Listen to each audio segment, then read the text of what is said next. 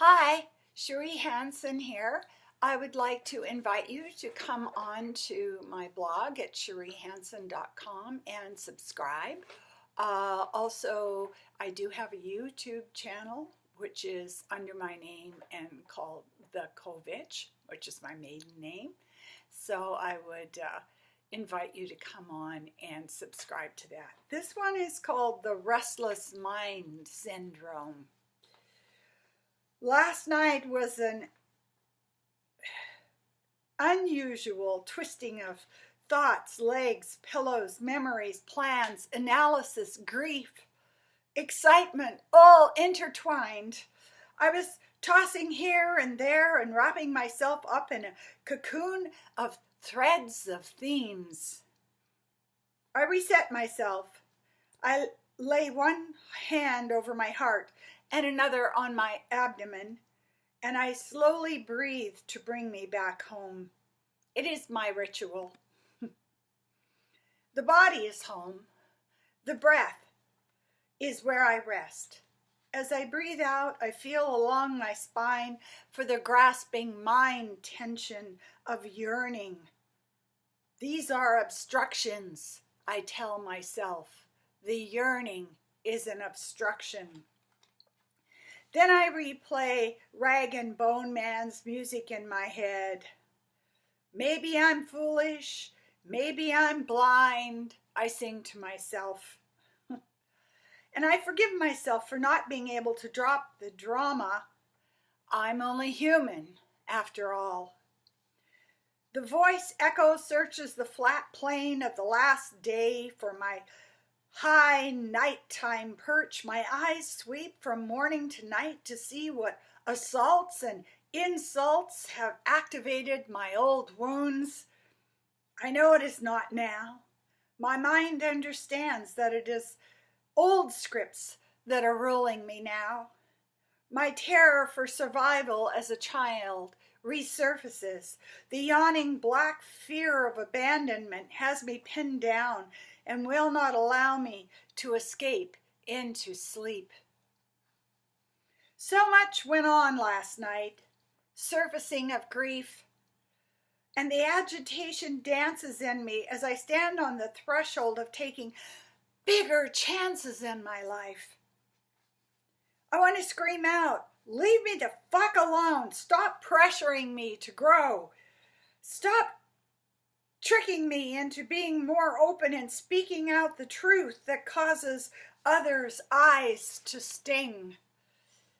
The distractions of smallness, the withdrawal into normal, compliant hiding in plain sight is just not available to me anymore. I cannot stand myself.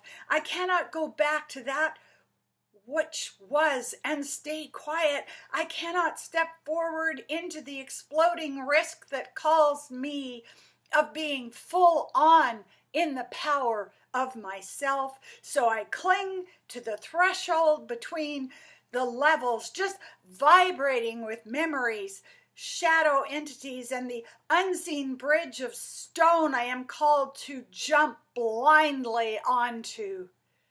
Most of my life has been about closing my coat so nobody can see the war wounds. Most of my speech has been a guarding of the story. No one must know. And now the sense of what was, how it was, the old reliable no decision patterns are falling away. It is stale and unsatisfying. A guest said there was scum under the bottles of shampoo in the shower, and I was devastated.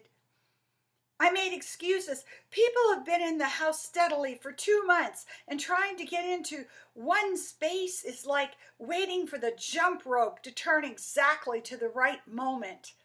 I missed my pain clinic injection appointment that takes 2 months to set up because I was talking about the stress of dealing with criticism.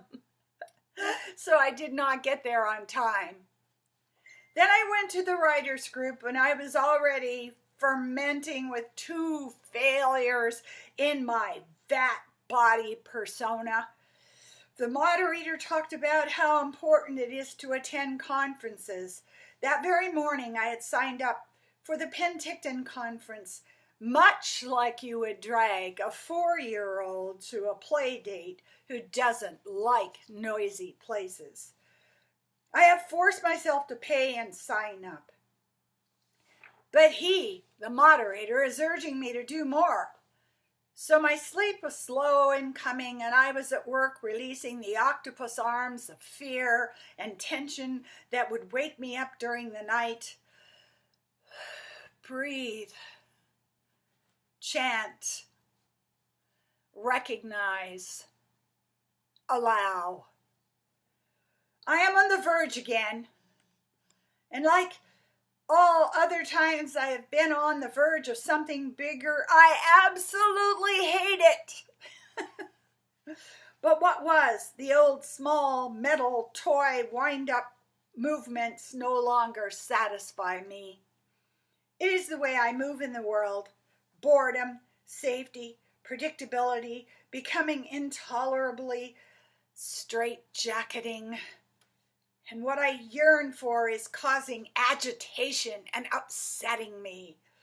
Last night, I was wrestling with the grief of the transition and the excitement of knowing there is nothing I can do about it. I am on the move. Thank you.